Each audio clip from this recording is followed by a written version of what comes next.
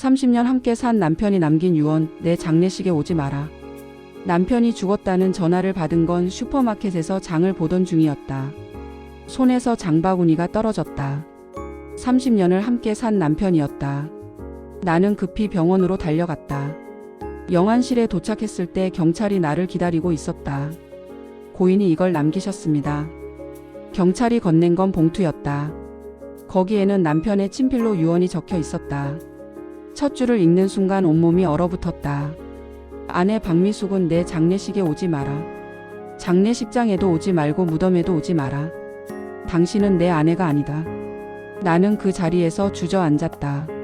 30년 동안 함께 산 남편이 죽으면서 남긴 마지막 말이 장례식에 오지 말라니. 도대체 무슨 일이 있었던 걸까? 나는 남편을 원망하면서도 슬펐다.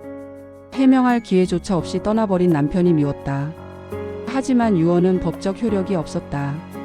장례는 법적 배우자인 내가 치러야 했다. 나는 멍한 정신으로 장례식장을 준비했다.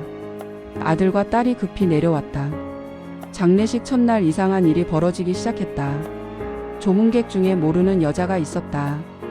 50대쯤 돼 보이는 여자였는데 상복을 입고 있었다. 나는 그 여자에게 다가갔다. 실례지만 고인과 무슨 관계이신지. 여자는 나를 차갑게 쳐다봤다. 저는 고인의 본처입니다. 순간 주변이 조용해졌다. 무슨 소리예요? 내가 소리쳤다. 여자는 가방에서 서류를 꺼냈다. 혼인신고증이었다. 나는 서류를 빼앗아 들었다. 혼인신고 날짜는 35년 전이었다. 내가 남편을 만나기 5년 전이었다. 이게 무슨 장난이에요? 저는 김정호 씨와 35년 전에 결혼했습니다. 법적으로 신고도 되어 있고요. 아들이 소리쳤다. 말도 안 돼. 우리 아버지는 엄마랑만 결혼하셨어. 하지만 여자는 더 충격적인 말을 했다. 저한테도 아들이 있습니다. 지금 38살이에요. 당신들보다 나이가 많죠. 그 남자가 입을 열었다. 저는 김정호의 장남 김민수입니다. 어머니와 아버지는 법적으로 부부였고 저는 그 사이에서 태어난 적자입니다. 내 아들이 소리쳤다. 거짓말이야. 우리 아버지한테 형이 있을 리 없어. 하지만 민수라는 남자는 가족관계 증명서를 보여줬다. 거기에는 분명 남편 이름 아래 첫째 아들로 김민수가 등재되어 있었다. 나는 무릎이 꺾였다. 그럼 나는 뭐지? 내 결혼은 뭐고 내 인생은 뭐란 말인가? 나는 모든 게 꿈이길 바랐다. 하지만 현실이었다. 변호사가 찾아왔다. 부인 아니 박미숙 씨. 법적으로 따지면 당신은 김정호 씨와 혼인 관계가 아닙니다. 사실혼 관계였던 거죠. 따라서 상속권도 없습니다. 재산은 모두 법적 배우자인 그 여자와 장남에게 갑니다. 며칠 뒤 나는 그 여자를 찾아갔다. 대체 어떻게 된 겁니까? 여자는 한숨을 쉬며 이야기를 시작했다. 35년 전 남편과 결혼했을 때는 행복했다고 했다. 아들도 낳고 평범하게 살았다. 그런데 10년 뒤 남편이 사업에 실패하면서 모든 게 무너졌다. 빚쟁이들이 집으로 몰려왔고 남편은 도망쳤다. 여자는 혼자 아들을 키우며 빚을 갚았다. 남편은 5년 동안 연락도 없었다. 그리고 남편이 다시 나타난 건 5년 뒤였다. 다른 여자와 함께였다. 그 여자가 바로 나였다. 남편은 나한테 자기가 미혼이라고 거짓말을 했던 거다.